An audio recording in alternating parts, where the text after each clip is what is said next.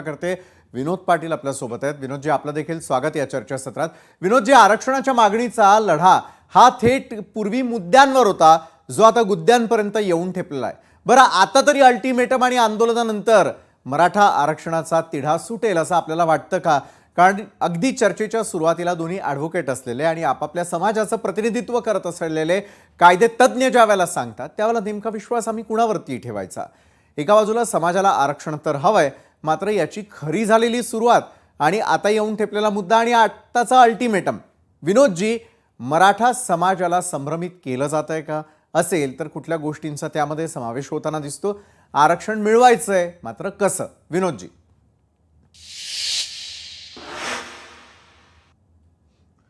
निश्चित आपण जो आता प्रश्न विचारला याचं जर स्पष्ट थोडं उत्तर द्यायचं तर मागच्या काळामध्ये अशीच मागणी घेऊन आम्ही मुंबईला त्या ठिकाणी आलो होतो आणि मुंबईला आल्यानंतर त्यावेळेस राज्याचे तत्कालीन मुख्यमंत्री आदरणीय एकनाथ शिंदे साहेब यांनी घोषणा केली। यांनी सांगितलं की आम्ही परिपत्रक काढलंय आणि पुढची कारवाई लवकरात लवकर होईल। या अपेक्षेने मुंबईहून सर्व मराठा समाज मोठ्या संख्येने आपापल्या ठिकाणी महाराष्ट्रात परतला। परंतु त्यानंतरच्या काळामध्ये गव्हर्नमेंटकडनं वेगवेगळे स्टेटमेंट येत गेले आणि गव्हर्नमेंटकडनं स्टेटमेंट आल्यानंतर त्याची कृती होताना दिसलेली नाही। असा संभ्रम फार कार्यकर्त्यांच्या मनामध्ये, समाजातील प्रत्येक घटकाच्या मनामध्ये हा संभ्रम कायम त्या ठिकाणी उपस्थित राहिला। मग सुरुवातीच्या काळामध्ये ज्यावेळेस आरक्षण दिलं, पृथ्वीराज चव्हाण साहेब मुख्यमंत्री होते, ते मिळालं, ते 4 दिवसात टिकलं, 2 दिवसात ते रद्द झालं। नंतर देवेंद्र फडणवीस साहेब आले, त्यांच्या काळात आरक्षण मिळालं, मुंबई हायकोर्टात टिकलं, परत ते सुप्रीम कोर्टात नाकारलं।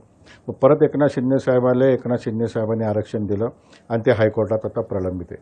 तर समाजाची भावना अशी झाली की 3-3 वेळेस 4-4 वेळेस आरक्षण मिळालं आणि आरक्षण ते टिकलं नाही, तर नेमकं याच्या मागचं काय कारण आहे?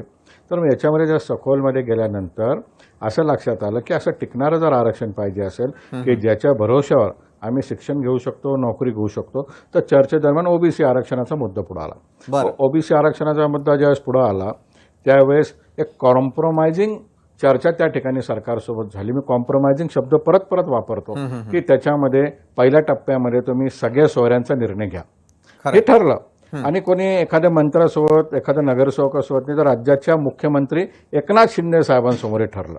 मग एकनाथ शिंदे साहेब मुख्यमंत्री असताना त्याची कृती होईल आणि त्याचं ऑर्डिनन्स निघेल आणि त्याचं ॲक्ट तयार होईल अशी अपेक्षा होती। मग काळांतराने निवडणूक लागल्या, निवडणुकीमध्ये पण आमच्या पण काही चुका झाल्या। आम्ही सुरुवातीला सांगितलं आम्ही निवडणूक लढू, पण आम्ही ऐनवेळी माघार घेतली। आणि कदाचित आम्ही निवडणूक लढवली असती तर आमचा एक वेगळा प्रेशर पॉलिटिक्सचा स्टेट झाला असतं। त्यानंतर आम्ही वारंवार सांगितलं की बिना मराठा समाजाच्या मतदानाचं निवडणूक कोणी जिंकून येऊ शकत नाही। मराठ्यांनी मतदान टाकलं म्हणून शिवसेना, भारतीय जनता पार्टी आणि राष्ट्रवादी सत्तेत आली। परंतु हे सर्व होत असताना मूळ मुद्दा बाजूला राहिला। त्याकरिता रेटा पुढे आलेला आहे की टिकणारं आरक्षण आम्हाला द्या। मग टिकणारं कोणतं? तर सगळ्यांचा समाज असा आहे की टिकणारं ओबीसी आरक्षण आहे। त्याच्यामुळं ही चर्चा होती।